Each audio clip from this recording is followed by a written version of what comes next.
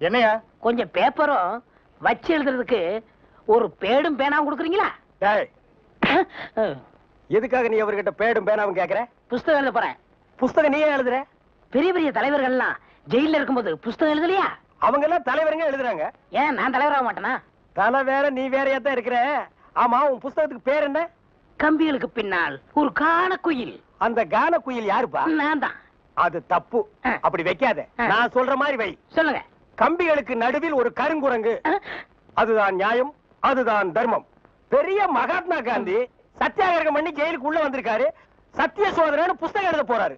நீயே ஒரு சொறி நாயி, ஒரு குண்டா சோத்தையும் ஊறுகாயையும் பார்த்தா அந்த ஓரமா உட்கார்ந்து கொஞ்சம் கூட மிச்சம் வைக்காம திங்கிற நாயி, நீ புஸ்தகம் எழுத போறியா? வாங்க அந்த பக்கம். ஏட்டையா, இவர் தொந்தரவு தாங்க முடியல. எப்ப பார்த்தாலும் அடிச்சுக்கிட்டே இருக்காரு. இவர் வேற ரூமுக்கு மாத்துங்க. என்னது ரூம் மாத்தணுமா? ஏண்டா இது என்ன லாட்ஜா அடிக்கடி ரூம் மாத்துறதுக்கு? அவர்கிட்ட சொல்லி அவரன் ரூம் பாயா? டேய் வாடா அந்த பக்கம். வீட்டுல பொண்டாட்டி தொல்லை, இங்க வந்தா உங்க தொல்லை, ஹெட் ஆபீஸ்ல அதிகாரிங்க தொல்லை, இப்படி ஏன் ஆளாளுக்கு தொல்லை பண்றீங்க? ஏற்கனவே நான் நொந்து போறீங்க ஐயா. சரி சரி தம்பி, எல்லாம் இவனால வர்றதுப்பா. இவன் வெளியில இருந்தாலும் நமக்கு தொல்லை கொடுத்துட்டே இருக்கான், உள்ள வந்தாலும் தொல்லை கொடுக்குறான். இவன் ஒரு பெரிய மேதாவி மாதிரி, இவனால எப்பவுமே பிரச்சனை தான். இங்க பாரு, நீ ஒரு பாட்டு பாடுப்பா.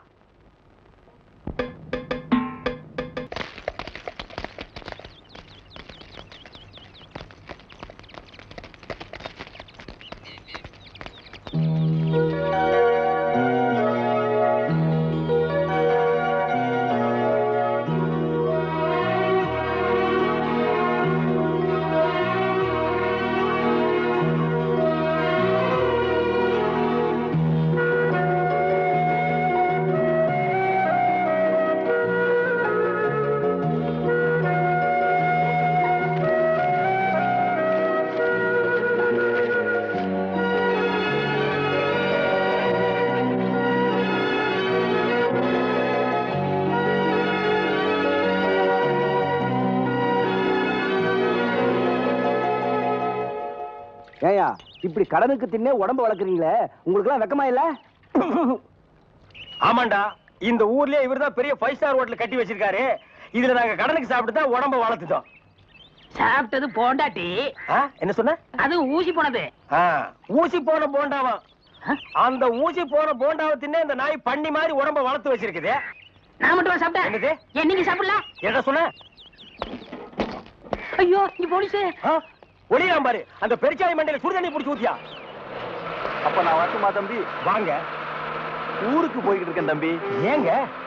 உங்களை அன்னைக்கு ஜெயில இருந்து விடுவிச்சேன் இல்லையா, அதுக்கு பனிஷ்மெண்ட் கொடுத்து என்ன தண்ணி இல்லாத காட்டுக்கு மாத்திட்டாங்க ஐயா. ஐயோ, அதுக்கு நீங்க ஏன் வருத்தப்படுறீங்க? நான் ரொம்ப சந்தோஷப்படுறேன் ஐயா. எதுக்குங்க? என் சொந்த ஊரு அந்த தண்ணி இல்லாத காடு தான். போங்களேன், இங்க பாருங்க. உன் தலைய பார்க்கும் போதே நினைச்சேன் உங்க ஊர் தண்ணி இல்லாத காடா தான் இருக்கும்னு. சும்மா விளையாடாதீங்க தம்பி. இவ்வளவு பெரிய மைதானம் பார்த்ததுக்கு அப்புறமா நான் எப்படி விளையாடாம இருக்க முடியும்? தம்பி, ஒரு பந்தடி வீசி பாத்துறேன். சரி வரேன் தம்பி. தம்பி ஒரே ஒரு நிமிஷம். சார், ஏன் சார் கூப்பிட்டீங்களா?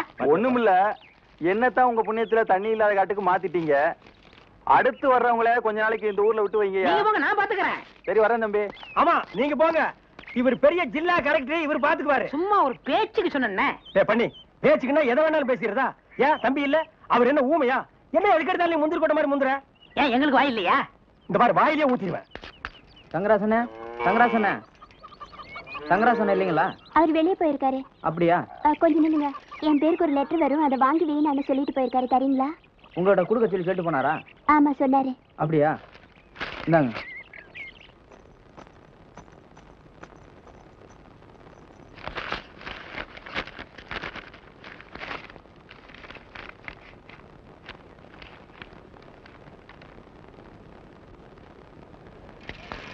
தம்பி லெட்டர் வந்திருக்கா?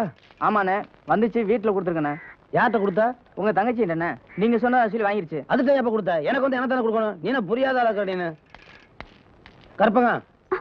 என் லெட்டர் வந்துச்சாமே, எங்க அது? நீ ஏன் வாங்கினா? கொண்டா. கொடுத்துருவேனா? அப்படி யார் எழுதியிருக்காங்க எனக்கு தெரியாம, நான் பாக்குறேன். நீ படிக்க கூடாது. அப்ப நீயே சொல்லு.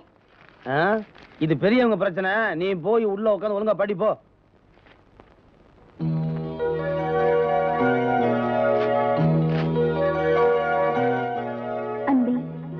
கோபமா?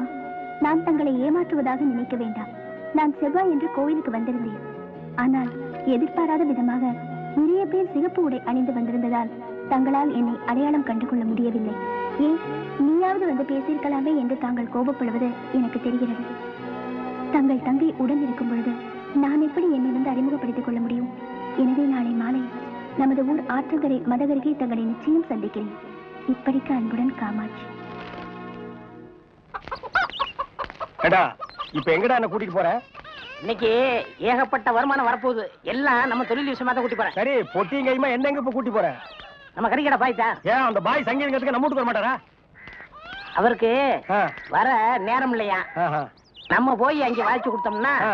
அவரும் கறியை வித்த மாதிரியா இருக்கும், ஆ. நம்மளும் சொல்லி கொடுத்த மாதிரியா இருக்கும். ஆ? நான் வரமாட்டா. நான் ஒரு சங்கீத வித்துவான். கறி கடைக்கெல்லாம் வந்து சொல்லி கொடுக்க மாட்டேன். என்ன? அவர்கிட்ட நம்ம பணம் வாங்கியிருக்கோம், சொல்லி கொடுக்கல. அவர் அருவாளோட இங்க வந்துருவாரு. எவ்வளவு வாங்கியிருக்க? 500 ரூபா. என்ன ரேஞ்சில பாடின வாய் இது? இந்த வாயை 500 ரூபாய் கறி கடைக்காரர்கிட்ட கொண்டு போய் அடகு வச்சியடா. புரியுதுல? வாங்க.